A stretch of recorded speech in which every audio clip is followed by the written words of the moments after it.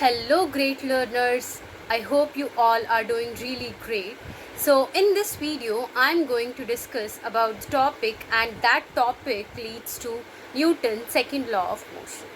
We have discussed so many topics till now, and it includes Newton's first law of motion and about the inertia and a lot, right? So, before going into the Newton's second law of motion, you need to know about the most important topic, and that is linear momentum. So, let me introduce linear momentum to all of you. Let's go with an example, because I have already mentioned in the previous videos that with examples the concepts gets cleared and you remember it for a longer period of time, right? So the example is, for example, if you have say two stones, okay, the one stone which is having less mass, let it be very small stone, okay, and the another stone which is having really high mass, or say it a rock, right?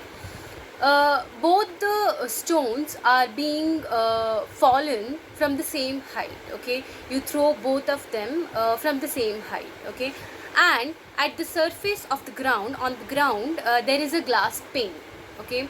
If you throw the stones, what will happen? The bigger stone will break the glass plane, but whereas the smaller stone, or the stone which is having really less mass, is not able to break that glass pane. Why this happened? Can you guess? There is a change, there is a difference in something. Yes, there is a difference in masses, right? Both had the same velocity, but they had different masses. So the one which had the greater mass, it broke the glass plane, right? Let's concentrate on the another example, okay. You all might have seen a bullet, right?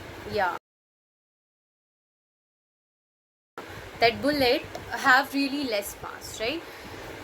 If you compare that bullet in two situations, for example, in first situation, that bullet is coming out from the gun, or the gun is fired, the bullet of course comes out, right, with great velocity, right? The speed is really high when you fire a gun, right? Another example is when you just simply throw that bullet from certain height. You just throw it from a certain height, okay. There is a difference in both scenarios, in both events. What is that difference? Yes, both have different velocities, right? In previous case, both had different masses, but in this case, both had different velocities, right? The bullet which is coming out of the gun, it has really high velocity that it could injure a person, right? It can penetrate, right? It can inject. Whereas in the another example, the velocity is really less. So from both the examples, what we notice is that the effect of motion depends on two physical quantities. Yes, it depends on two terms, and those terms are, first is mass. It depends on the mass of that object. You know what is mass? Mass is the amount of material that is present in that body, right? So it depends on mass, and another one is it depends on its velocity. So the effect of motion mainly depends on two things, that is mass and the velocity. This led to the generation of the new concept, that is linear momentum. So linear momentum, how can we define linear momentum? Linear momentum is the quantity of the motion. That means how much the motion has created.